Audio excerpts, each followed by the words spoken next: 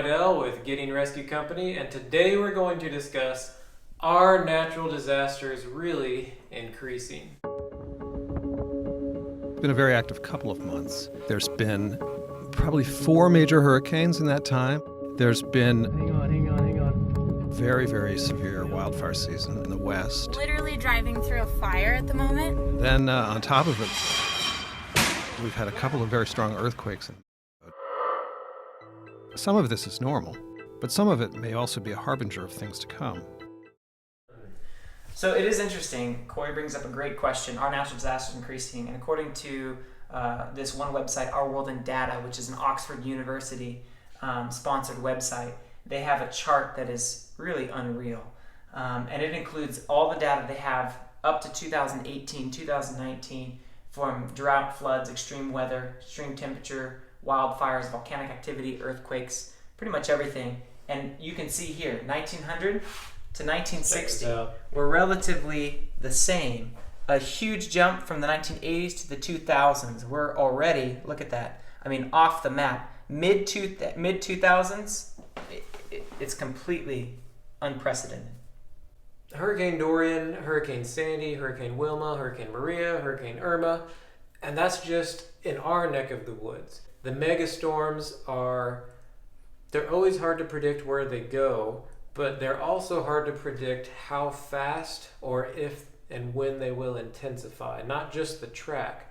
So like Hurricane Michael in the panhandle of Florida, that was really catching everybody off surprise because everyone went to bed thinking, oh, Category 2. Yeah, they woke up to a Category 5. That is a significant problem.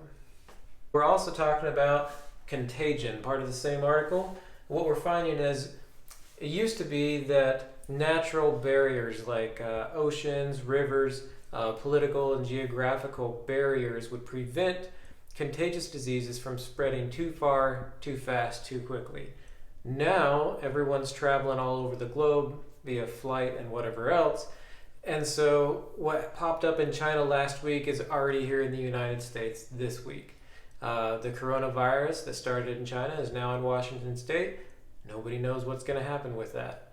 So we asked the question in the beginning, are natural disasters increasing?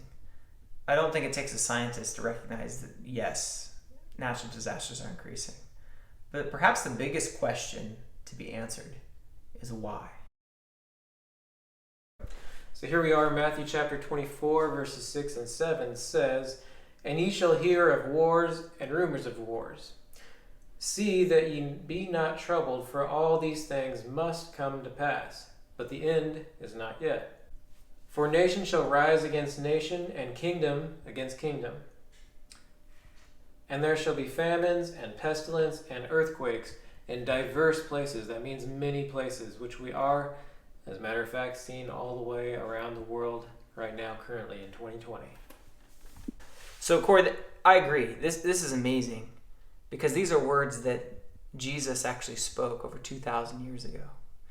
And this is prophetic. Like, the Bible actually predicted this exact scenario that we're witnessing in the world around us. The world's falling apart at many different levels. And Jesus specifically listed these things would happen. And we're seeing them to a T. Romans 8:22 says, "For we know that the whole creation groans and travails in pain." So the Bible's describing what we see. We need to learn the cause. So the cause is going to be something important. We're going to see a lot of answers out there in the world. Is it climate change? Is it political problems? Is it some conspiracy theory that governments are destroying the earth? It may be a combination of all of these things. There may be truth in all of these theories that are put forward. But what's fascinating is that even the verse that preceded one that Corey just read is that it talks about this bondage of corruption.